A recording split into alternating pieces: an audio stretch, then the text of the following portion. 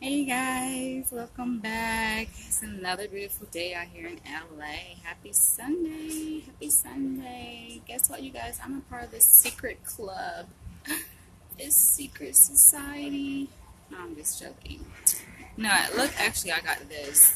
I guess on live it reads it backwards, but basically, it is a nice drink that I got from this place called Body Energy Club that I love. No, this is not a sponsored video, but this is just me giving a shout out because, hey, I give props to where props is due. And I tried something different. I don't think this is the exact same one I got last time. I think this one is something a little different. It has orange, lemon, ginger, and cayenne. But I love ginger, you guys. And it says it's cold fired. Probably cold fired, but I'm about to try it. See what it tastes like. I can imagine it tastes citrusy. Oh my gosh, this is nothing like the one I had before. This is super citrusy. The one I had before, I know I had ginger in it. Oh my gosh. I'm going to do this video, you guys. This is really citrusy. So I got inspired to do this video topic from a post I shared on Jaden Smith, Will Smith and Jada Pickett's son. You guys know Jaden Smith, right? Willow's sister. Willow's sister. Willow's brother. ah, Freudian slip.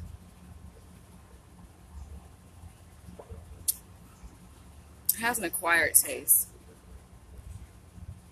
Hope you guys can hear me. Thumbs up if you guys can hear me. Let me know. I'm trying to check the audio because I didn't check it before I started. I don't think you drank too much of this. It says a cold fight. I don't have a cold, and I rarely get sick. Very rarely get sick. Like I'm pretty strong. I have a good immune system, but I like to try different organic drinks because it's good. It's good. It's good. It's good. All right, let me go ahead and stop stalling. Go ahead and get into the video. So I was inspired. By the way, I'm outside. Hope you guys can hear me because I'm like sitting at this community center in my neighborhood in Hollywood. They want to call Hollywood weird, which I have a problem with. But I'm out here in Hollywood, my neighborhood. And I'm sitting like up under this, near this AC thing or whatever this system is. I don't know what it is, but it's making noise. So hopefully you guys can hear me. But anyway. So yeah, like I shared this photo of Jaden Smith. He was with his sister Willow, and I didn't see anything wrong with it. I thought like they are really cute. You know, they're growing up. Obviously, they're getting older, and I'm like, wow, look at how they grow older. But the photo, I guess, is supposed to be like somebody trying to throw shade at them. And I read the comments and stuff. And people are like just, hating on them, calling them weird, saying like something is wrong with them. And I'm like, no, this is normal, and this is what I see out here in Hollywood, California. Like I see it every day. And this girl like commented on my post, and she was just swear up and down that, oh no, you don't see that out there. Like that's not how we dress. And I'm just like, okay. That may not be how you dress, but from what I see out here in Hollywood, California, that's not uncommon. It's not uncommon to see people out here wearing different colors, mismatched colors, like they do it all the time. All kinds of so-called weird stuff, piercings, the hair, different hairstyles and different fashion styles all together. So I think I look at it as a way that a person expresses themselves. And they're really looking at the picture and seeing like some of the comments and how people are like judging them and looking at them as a weird kids and like something is wrong with them, they're off or whatever. It kind of reminded me of my childhood growing up. It took me back, y'all, because they used to look at me as like the weird kid, like even my sister would make jokes and say, oh, you're not a part of our family, you're adopted. And I'm just like, stop it. Stop it, because I was just different. And I was different in many ways, like I feel like weirdness is basically a function of one's environment, right? Or, it's a contextual definition. It's a contextual concept. So weird, a person is weird based on the context that is the behavior is being interpreted in, right? So for some people looking at Jaden's picture and seeing them dressed, I guess, in weird clothes because he's wearing mismatched socks and shoes and, like, I don't see anything wrong with that, but it's like a big deal on social media. And I'm just like, it just depends on the context. For you guys from the outside looking in, if you don't see people like in your city or where you live, like dressing different ways, I look at it just an artistic expression, especially if you're an artist. Like, it makes sense for artists to just express themselves, and a lot of times they do it through the way they dress. What you wear and how you wear it communicates something about you. And for people from the outside looking in, they look at it and they can't make sense of it. They're like, what is this? They're trying to figure the person out, figure why they don't fit the mold of, I guess, how everyone else is dressing, right? Like I don't know, what do you want to call it, a standard? But I feel like everybody, we are able to express ourselves how we want to. So it bothers me, but like I said, it reminded me of my childhood and just some, I guess, weird things that some people may look at like, oh, that's not common in, where I'm from or whatever. And I didn't do that growing up or whatever. But I don't know. I just feel this is a good opportunity for me to share some weird things about my childhood. I don't consider them weird, I guess. Some of them, like the one I'm about to share, is basically a factor of just my culture, so it was a part of the culture. It was normal within that culture. So it's not weird within the culture, but it's weird to outsiders. So I've shared this with you guys before that, I grew up in Jacksonville, Florida, born and raised. Jacksonville, Florida, they call it Duval. The bang 'em where you hang 'em, all kind of, bad names, derogatory names that they give to the city. But that's just my city. That's where I grew up, That's where I spent at least half of my life there. I'm 34. So, yeah, I spent a good number of my years in Jacksonville, Florida. Over half of my life, I would say, in Jacksonville, Florida. And, I grew up, like, in the neighborhood. It's on the north side. I can't give you guys too much information. But, I grew up, like, in a rough neighborhood. And I attended an all-black elementary school, middle school, and high school. And the neighborhood, I would say, was kind of, violent. It was kind of a rough neighborhood or whatever. A lot of crime and just bad stuff, right? But I guess when you're in it, you don't see it as that. It's just the norm. It's just what it is, So that's just how I saw it. This is just, I don't know. It looked fine to me, especially being that I grew up. I looked at it, in a very safe and welcoming household with my mother and my father and my sister, and we was living good. Actually, I had my other sister and my other brother too. Like, we have a pretty big family because my dad, he had 2 wives, and that's a whole nother story. But anyway, so I felt like, yeah, I was good, going to school, making good grades, just everything was good for me. But it's funny when I tell certain parts of my story, like when I talk to friends of mine, I tell them certain things, and it kind of slips out, and they're like, what? But it's normal to me. Like, I see it as it's just part of who I am, or, things I went through. So it's not shocking to me because I lived it. But for other people, they're like, what? So I remember telling my friend a couple weeks ago about how when I was younger, like, I used to walk around with a blade under my tongue.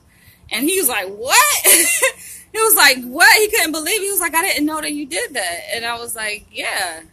I thought I had told you, but I guess I did it. And he just was he was shocked. He was surprised. And I'm like, well, that was nothing big to me. Like, that was nothing out of the ordinary to me when I was growing up, and this was probably like middle school, high school, probably both middle school, high school age. And I remember, that I would put a blade under my tongue before I left the house, and I would, walk to school, because I actually lived very, very close to my school, the schools that I went to on the north side of Jacksonville, Florida. And so I didn't see it as a big deal, but Now looking back, I'm like, wow, even to myself, but it was just a thing. And I think it was part of the culture. It was something that, I wouldn't say everybody did it, but it was not uncommon for people to carry weapons, to school. That was just the school I went to. We got so bad to the point where they had metal detectors at our middle school, and we had to go through metal detectors to enter the school. But people would carry, like, pocket knives and box cutters, and, all switchblades, and the females would do both. They would carry it in their purse, and they would carry it, under their tongue. And that's just something that I did. I think psychologically it was more of a protective factor for me. It was kind of, a subconscious thing for me to say, okay, I'm safe. Even though I never used it though. That's the thing. I never used it, but we would show it.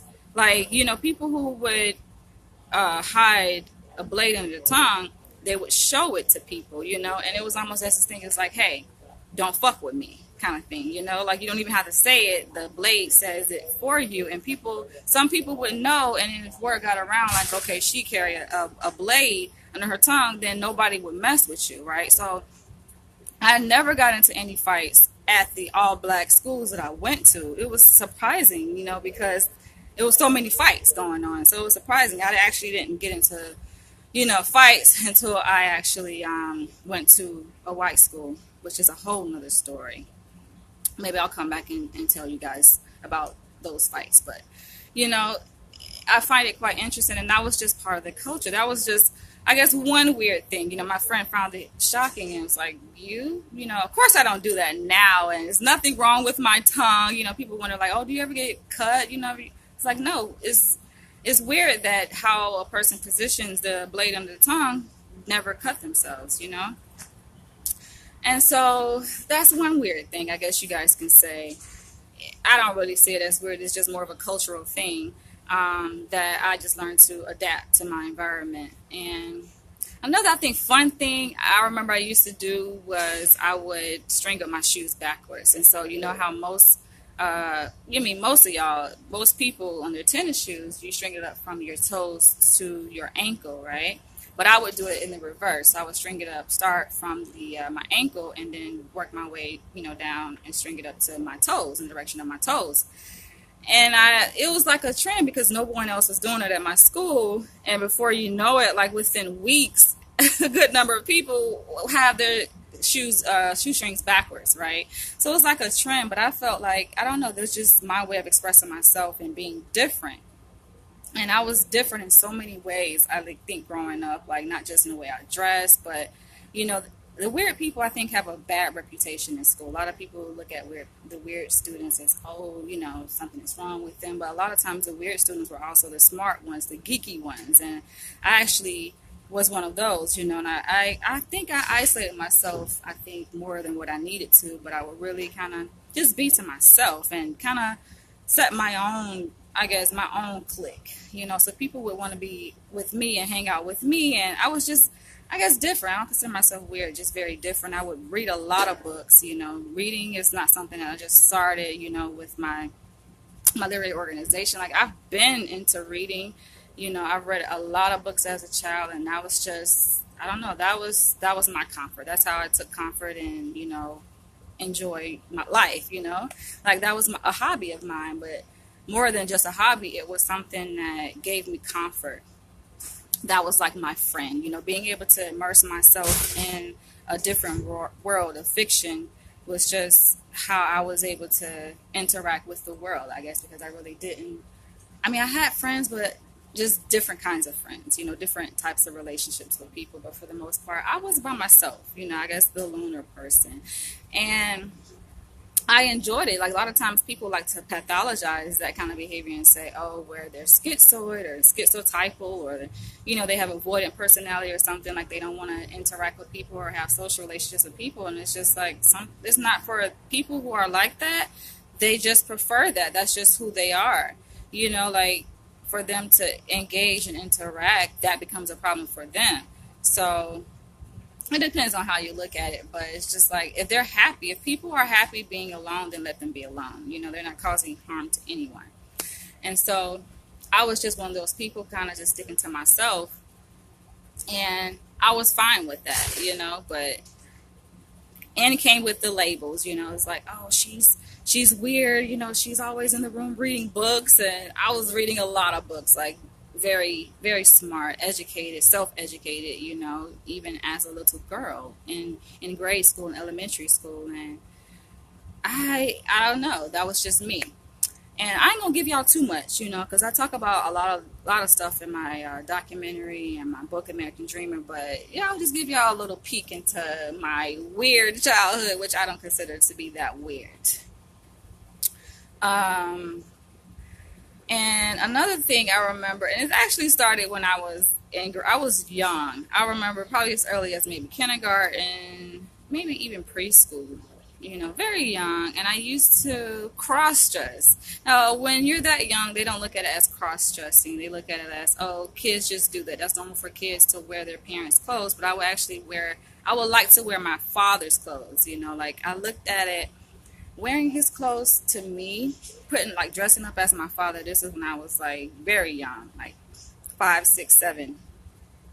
For me, it was it gave me power, because I looked at my dad as a very strong person, very dominant, very just admirable, so I wanted to be my dad, so I would dress up like him, and that was that, I guess. But then I remember even when I became of the sexual age, right, teenage age, and exploring my sexuality, I remember just cross-dressing. I saw it as a way for me to rebel.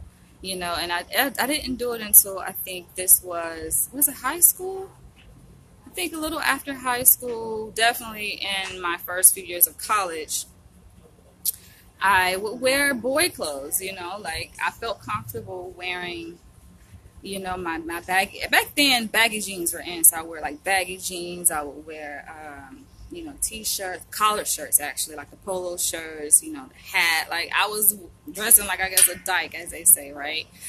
And for me, it wasn't so much about, oh, I'm gay. It was more about, I wanted to rebel. I wanted to just be different. And I think the main underlining reason is that I didn't want the negative attention from guys. And at that age, when I say I get a lot of attention now. It's no surprise, but when I was younger, I would get so much attention, I'm not much different in size as I was. I did pick up some pounds, obviously, over the years. So right now I'm 160, but I've always been a very slim, Model-S type of figure. And Model-S was in back in the day, right? Now y'all the big booty girls, but back in the day it was a Model-S figure, slim, and I had that. And the high cheekbones, the slanted eyes, the, long hair, and guys used to be all over me, and I didn't like the attention, because, I felt especially back then, younger men don't know how to express their affection towards a female, right? And so they just say stupid stuff. And I took offense to it. I was like, that's no way you talk to a woman. So I guess to protect myself from that and against that, I would wear guy clothes. I wear baggy clothes, just to turn them off, But it worked, I would think, sometimes, but sometimes it didn't work, because some guys would really try to test me, and say, oh, I remember in college, there was this one guy from Miami. I can never forget this. He said, it's Danielle, you are just going through a phase. It's you are not like this. It's you're not gay. I think you're just going through a phase. It was funny when he said that. He called it a phase. And I was just you know me better than me, huh? Interesting. And what it was is he was trying to hit on me. It's he was really trying to try his luck, to turn me back straight, I guess, so to speak. Because he saw that, I wasn't dressing like a female. So in his mind, I was gay and I like women. And, at the time, honestly, I didn't want to have anything to do with men. That's a whole nother story. I got stories for days, you guys. That's a whole nother story. But, with time, of course, I was able to heal and get past that hurt, that I talk about in my book, American Dreamer. But that's going way back, way back to my 12th grade year in high school. And that was that. And I felt comfortable wearing my baggy clothes. I felt comfortable dressing like a guy, even though from the outside, people look at me as like, she's a little off. Something is, she's weird, And I'm just like, whatever, I find it quite interesting. And let me see. Yeah, I think that's about it. I think that's all I'm going to share with you guys about my so-called weirdness. And I just find it, to me, like seeing that post, this is what really motivated me to do this video, looking at that post of Jaden Smith and reading the comments, just looking at society's perception of people just because they don't fit the stereotypical norm of what they think, how you should be in society. It's just like, it's funny to me, because a lot of times people's perceptions are way off. They judge, people judge what they don't understand. People try to put labels and pathologize people because they just don't understand the behavior. And a lot of times, people just get mislabeled. And I can identify with that. So that's the reason why I made this video, because it's like no matter what people try to assume, they will never be able to quite understand. I think part of it is that it's not really meant for you to understand. It's not meant for you. Only thing you can understand is that a person is a human being, and you should respect them as such. We're all different for many different reasons, and I definitely have my reasons for wearing my baggy clothes and not wanting to dress like a woman to appeal to men, and even still this day, I find it quite interesting. I don't wear dresses. My ex, he kind of got me back to wearing purses, but I don't wear dresses, but, I feel like I'm still feminine. Like, I still feel like a woman, I don't feel like a dyke, and I'm not attracted to women in that way. I like men, like I will marry a man. I want to procreate and have a family, so I don't know. That's my little spiel on the whole weird thing, and being that I live, as you guys call it, in Hollywood, I do take offense to that word, oh, you're weird, this is Holly people, and this is what the person said on the post, I think, which kind of got to me. It's like, oh, people in Hollywood are weird. That's what we call it, Hollywood. And she was like, they don't represent LA. And I'm just like, who are you are you the authority on who is to represent LA and who's not to represent LA? It's like, Hollywood represents LA. People come to LA because they want to visit Hollywood. You get what I'm saying? And a lot of people that live in Hollywood are artists. I think that's probably why I landed here out of nowhere. Like, I landed in Hollywood out of space. I didn't even realize that I was in Hollywood. I'm just like, what? In the middle of the night. Like, I literally landed, I landed in Burbank Airport, but, the bus ended up taking me to Hollywood. I didn't know where the fuck I was going. I'm just like, where am I going? I didn't have plans. I didn't have, a room book. I didn't have nothing. I just landed, you guys. And boom, I'm here. And so I just find it quite interesting. But I mean, this is where a lot of creatives are, a lot of writers, directors, producers with the money, the cash flow, musicians live here. Like, I'm surrounded by creatives, and I feel like this is where I belong. Like, I've been here for 2 years. I've contemplated moving to different neighborhoods, but I'm just like, what, this is really where I belong. I feel like this is home for me. It reminds me a lot of the Village in New York City. I used to hang out there a lot. When I first moved to New York, I used to live in Upper Manhattan and Washington Heights area. For you New Yorkers, I'm pretty sure you guys know what I'm talking about. But I used to live up there, and I would travel to Lower Manhattan to go to the Village, and that was just my spot. And when I came to Hollywood, I'm like, this kind of reminds me of the Village, because people here we get each other, There's no judgment. There's no looking at the person, kind of weird just because they got, red color hair or whatever they got. Like, I remember even when I turned 18 years old, like, I went kind of crazy with the piercings, but I did have both of my eyebrows pierced. Not at the same time, of course, but that's actually where the scar comes from. But I got both my eyebrows pierced, my tongue pierced like 3 times. I got my navel pierced, both of my ears all the way up. And it's funny, I don't even wear any of my piercings. I guess that's weird. But this is just where I belong, and I feel like, yeah, I appreciate the neighborhood. I appreciate the energy here in Hollywood, and there is no judgment. We look at each other as we're all creatives and we have the opportunity to express ourselves, you know. I find it quite interesting though, the person who commented, like, she's actually an author, for her to be an artist, you know, because authors are artists. She's a part of the literary community that I manage, and she said that, you know, she's like, though, that all represent us. That all represent, like, who is us? Who is we? No, she was referring to black people. She was saying, no, LA people don't dress like that. I'm just like, you ain't been to Hollywood, like, but people, even in, I think she lives in Atlanta, but even in Atlanta, I mean, I lived in Atlanta for 3 years, and there's a lot of creatives down there. I'm going to talk too fast, but some of you guys are like, what is she saying? And I'm talking that southern language, that southern slang. And we do talk fast down there, but, I mean, even in Atlanta, I noticed that a lot of people are creatives, and they dress artistically. You know, you see the different colors and, like, all kinds of fashions, you know. It may seem weird to you guys, but it's not that weird. It's very normal, very normal. And then, especially living in New York City, I don't think nothing tops New York City in the way of being weird. Well, maybe Hollywood, except Hollywood, but no other place. Because you see all kinds of stuff, so much to the point where it becomes the norm. It's not weird, it's just the norm. And for artists, it's how they express their internal process that's happening within them. So, for instance, he was wearing his Mitch Mac socks. I mean, people can interpret that in many different ways. Like, oh, maybe his thinking is distorted. You know, he's imbalanced in his mind, and he's going through a very difficult, you know, distressful time. And psychologists will try to, you know, interpret that in so many different ways. But sometimes it ain't that deep. Sometimes people just like to make fashion statements because they know people like y'all are gonna go jump on that and just go to the field with it, you know.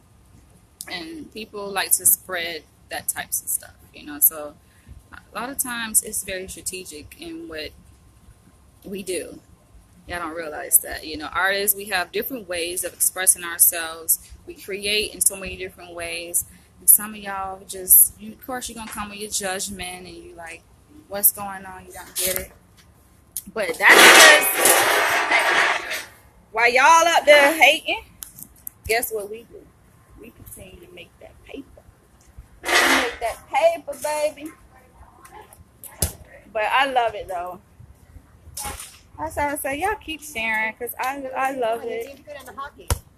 You have hockey. Like, we have to go like I don't now. have to find me. You go straight there. It's food. Right? Because you got 6 times 11 tea. Y'all think that my interest in BDSM is weird. You know, it's funny because I have to be honest and admit that even when I was in high school, I didn't see it definitely at my all-black schools I went to, but, you know, I did, I went to different schools because my mom, you know, separated from my dad.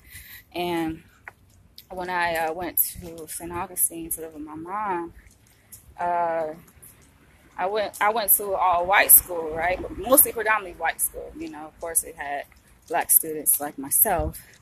And that's when, you know, I felt like there's the weird right there, because we saw groups of kids, you know, that you guys know, the groups of kids who wear all black and the chains and stuff. And it's funny because back then I would look at them as weird, but then as I grew older, I learned, became more educated, and I saw, okay, wow, this is a weird group of kids that they were talking about back then in high school. It's funny because I ended up becoming part of that group. I'm like, oh my gosh, how the hell did I find my way into the weird group? But anyway, I discovered that was pretty much the BDSM community. A lot of those people who wear black, those kids who wear black, and the chains and stuff back then. Yeah, they closed my park. They don't even open my park today. This is the park I used to go do my videos, but they didn't have it open. I actually shot a video there, the remake of Glory, John Legend's Glory. I shot it. I did a remake of that. And I had a cast, a crew, everything. Y'all should go and check that out on my YouTube channel. But I did that as part of one of my assignments in film school. You guys know I was in film school when I first moved out here. But what was I talking? Oh yeah, so with BDSM, I found my way. I'm like, how the hell? I'm part of the fucking weird group. I'm not even trying to be, but as I got older, like, I became more comfortable in my sexuality. and sexual expression, and I ended up finding the BDSM community, realizing like, oh, well, they have a community for this. I'm like, I didn't know. I'm like, there's a community for BDSM, for alternative interests, alternative lifestyle. Anywho, I'm about to find me some food, y'all. I should take y'all to the market. Would y'all like to go see the market? Let me see. I'm gonna take y'all to the market. They have it every Sunday out here. Hollywood Market. And I swear, when I first moved out here, it wasn't like it is now. Like, now y'all gonna see it's pumping. Hold on, what time is it? Yeah, it's still going. I think it ended at 1. Now we get some more. When I first moved out here, it was not pumping like it is now, y'all. I'm like, dang, I brought the weather, I brought the hype.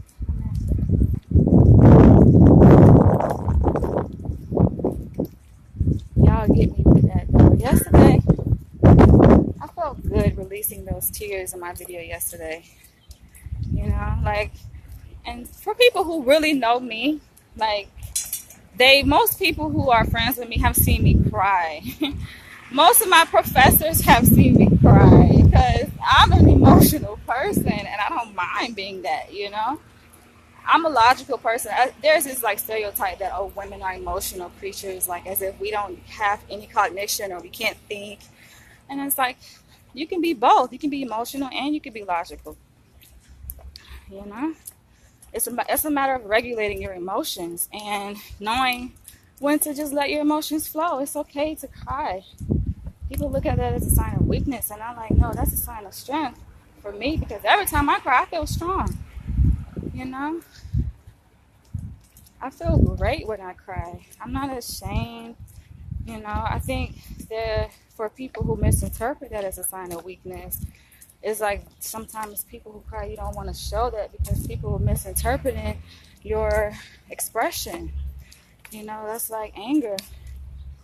People aren't allowed to be angry, black people specifically, because people misinterpret it. But fuck, a motherfucker can be a human being and be angry.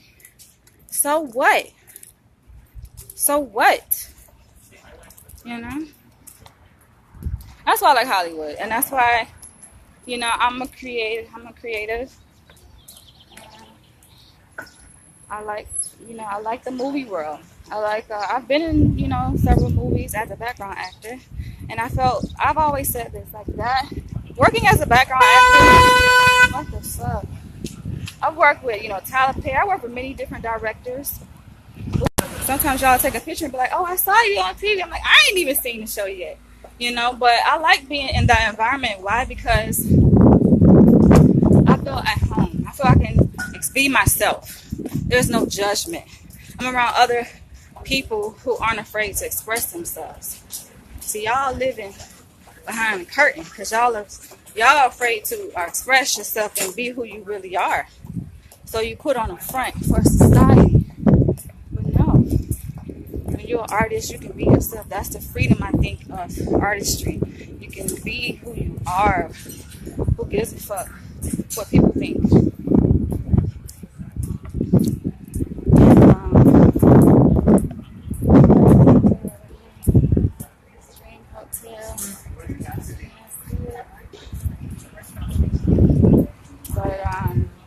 What was the point I was about to make?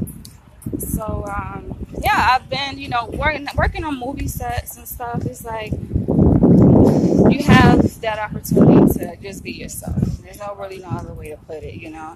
And I feel like it's the same thing out here in Hollywood. You can be yourself. It's certain cities, a lot of behavior, a lot of things are like people look at like, what? It's not normal. But places like here, everything is normal. Everything is accepted, especially in New York too. It's like everything is normal. Shitting on a hold on, across the street. But shitting on the sidewalk is normal in Hollywood because that shit happens so fucking frequently. I understand it's acceptable now. I ain't going that far, but I'm just saying. Y'all talking about what's weird. It ain't shit weird. Okay, so this is the market, you guys. out here. I'm gonna show y'all places I've shopped there before. I got my sage from there. Show y'all some places I shopped at. I shopped here. I got some soap and candles from there.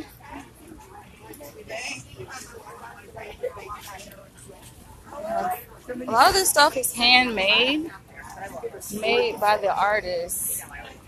And you guys should come out because they have some goody goods out here. And bring cash because a lot of these vendors, they don't take Visa, debit card, or credit card. They only take cash. So you gotta have that paper. Yeah, you're right. Yeah, brown. And that juice looks so good, y'all. Ooh, yummy. Don't that juice look good?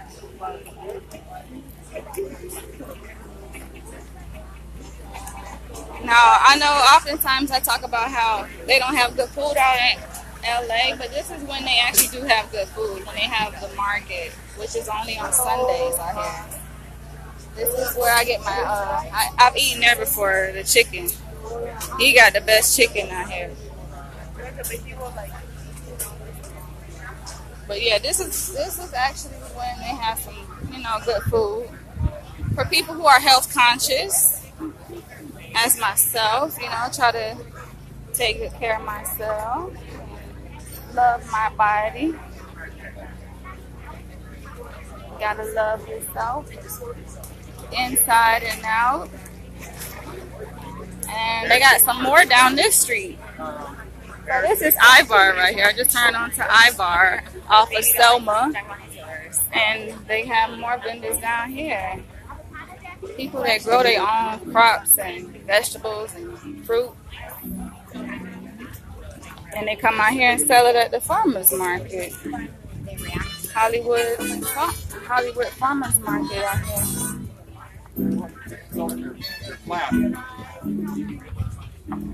Yeah, plants. I gotta come back and buy some plants. The only thing, y'all, where my building where I live, like the position of my apartment, I mean, I have windows and stuff like that, but I have trees that block the sunlight, so it makes it hard for me to be able to keep my plants alive when I do buy plants.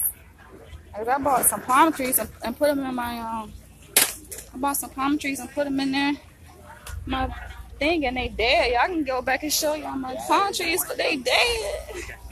And I still have them in there. I'm like, I don't want to throw them away because it's like a memory.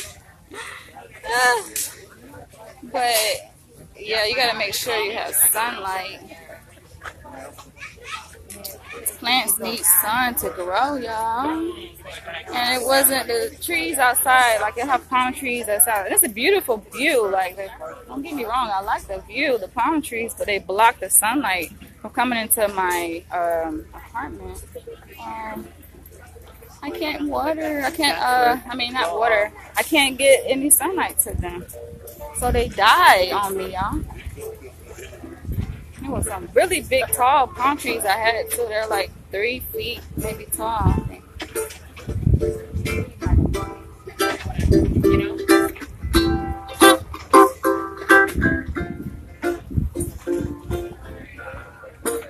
You know they have the best fruit. Why? Because it's fresh.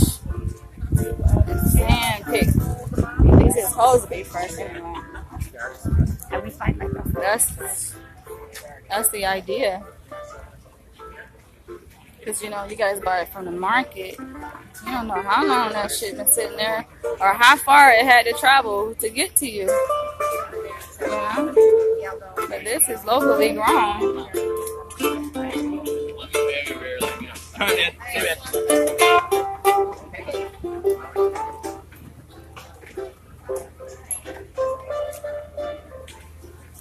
I think I may end up buying some chicken because it's hard to resist, and that chicken be so good, y'all.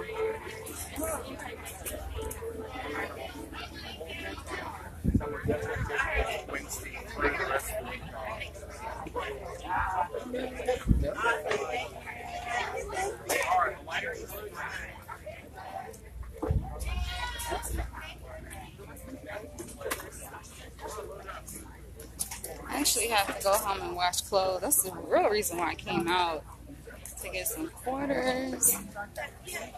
I can wash clothes, y'all.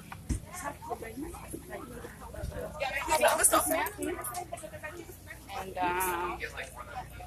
I'm still contemplating, like, should I keep my apartment or should I move? Because I'm only going to be here for 2 more years. And then I'm moving back to New York to launch my career as a psychologist. Because New York loves me. And LA, I feel like LA is starting to adopt me as its child, but not like New York did. New York took me in like boom right away. New York just took me in like day one. That's just how New York is. You know, I feel at home. When I moved there back in 2014.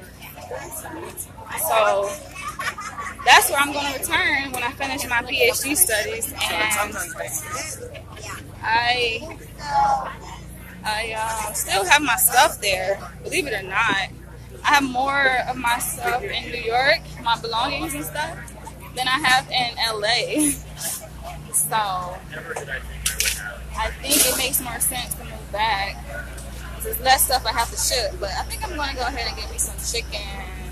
Hello, you have any chicken ready? Hello. Hi. You have a half chicken? Oh. Yes, with some potatoes. Okay. I think this guy is the best person out here, y'all. Look at that. Oh, yeah. You want the potato right here? Yeah, is this half chicken or a whole chicken? That's a half. Oh, big. Okay. Yeah.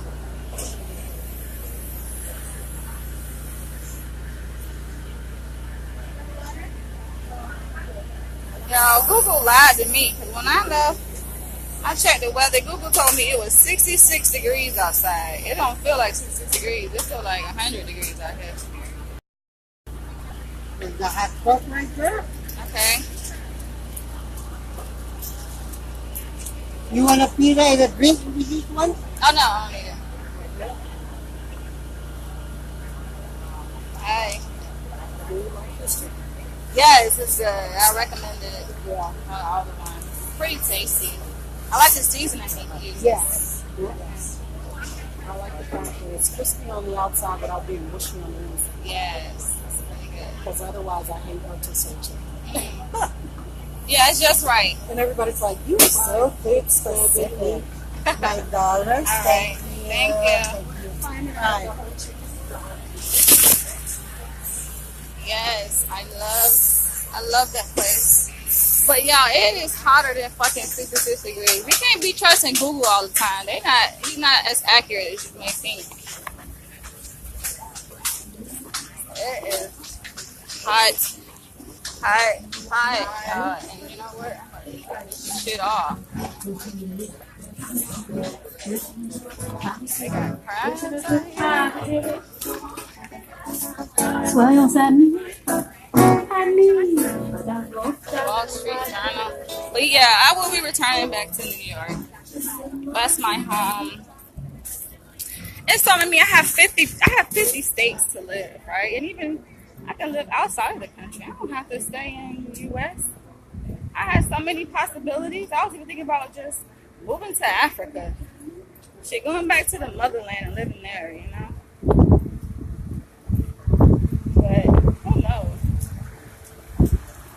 I do think, though, that New York is going to be my home when I finish school out here. It's going to go by so fast, y'all. Like, I'm approaching my dissertation. And I can't believe, like, look, I just started the program. And now I'm over halfway finished with my PhD. And I can't wait. Can't wait. Can't wait to be done. Can't wait to move back to New York. To live there. Although LA is growing on me, y'all. LA, it takes a time. Like, even people, I think it depends on where you move to LA from. Now, that's another thing. Because you may move to LA from a much smaller city. So you just may fall in love automatically because it's just different in your city. But for me, I don't know. When I lived in New York for a couple of years, And moving from New York, it has an impact on you. Trust me, you live in New York, it's gonna have an impact on your ways. And so, because you just gotta adapt. Either, you adapt and become a New Yorker, or you just fucking get ran over. But that's just the way it is. And so, I end up adapting to the culture somewhat. It kind of had that effect on me. And then moving to LA, I'm just like, shit, this shit is different as hell. This shit's slower. I felt like LA was so slow. The people move super slow. Everything is slow. The business, like food delivery, slow. The people count your money slow. Everything is slow, slow, slow. So I had to calm my ass down a little bit because I'm like, you know what? It's okay to slow down. It's okay to go slow. To smell the flowers. Out here, that's how it is. Like, everybody just smelling the flowers in La La Land. But yeah, I like LA though. It's cool. It is alright. The shoe store. They got some tight shoes up in there. But yeah, I like it though. It's straight. I got work to do out here. I think one of the issues for me was that I had a hard time finding the black community. Like, I'm just starting to get a handle on where the people in the black community live. You know what? I gotta get some water. Let's see. I gotta get some water. But yeah, I try to figure out where the black is at, because gentrification and separated us. Man, we don't even have our communities no more. In the Crenshaw, all I see is Latino. Nothing against Latino, but I'm like, I want to see my people. I want to be around my people. It's like the only time I get to be around my people was when I went to the BET Awards. Like, you definitely go see some black people then, but that's just for an event. I'm like, ongoing. I want to have an ongoing kind of interaction with my people. So I did some research on Google, and I was looking up. I found this list. Basically, it has it had the concentration of African Americans in rank order by city, and I found some neighborhoods that, according to Google, has a high concentration. High meaning like up there, over 50% African American, 60% African American, 75%. And I'm coming across places like Leimert Park. They have an Africa town in LA. I'm like, okay. I actually saw a video of one of the people I follow on YouTube or Facebook, one or two. She was in Africa town, and I'm like, oh, there go the black people. And they had a circle of people, and they were dancing to the drums. So I thought that was cool. But we kind of all dispersed and scattered out through LA. It's not really like a community. And if it is, it's only probably fucking 2 square miles or something like that. Like, it's not that many people even in that concentration, of a neighborhood. Not that many people. And I don't know. I feel like that's why I want to kind of go back to New York. New York has a high concentration of black people, in various neighborhoods throughout New York. You can go through to Brooklyn, and all you're going to see is black, black, black, black, black, black, black, black. I like that shit, you know what I'm saying? Because certain things I'm business-wise that I'm looking forward to do. This kind of makes things a little bit easier. But I like it that, I feel even beyond that, New York has a big diversity of people. Not just black, but it's just a big melting pot. Or not even just a melting pot, but a salad bowl. Because everybody still is able to maintain their ethnic identity. But it's kind of a mixture of all of us together. From many different nations live in New York. I like that shit. The laws are different in New York. So, the laws are different here too, though. It's a little bit more leeway in terms of some things. They ain't as petty, Like, you living in Florida, Florida lock your ass up over anything and everything. But in like places like New York, You have activated our inventory. they don't. Please return to your I gotta get some water in this video. So yeah, I'm gonna go ahead and end this video, but I definitely thank you guys for tuning in and watching. Oh, see y'all, I'm gonna have to end it because look, I'm dropping my water. I'm dropping my water. My hands are full. Hold on, y'all. Well, please select your landing. If you have your extra care card, please scan it now. To Woo. start, simply begin scanning Boy, your you items and talking follow about the system hot. I'm prompts. about to go ahead and end this video, but I'm gonna catch you guys later. I'm about to go home and get out all these freaking clothes because it is hot. Thank you guys for tuning in. Stop calling us weird out here in Hollywood, man. We not freaking weird. We out here in Hollywood. I was looking at the Hollywood sign, but yeah, stop calling us freaking. Stop doing that. Catch you guys later. Bye.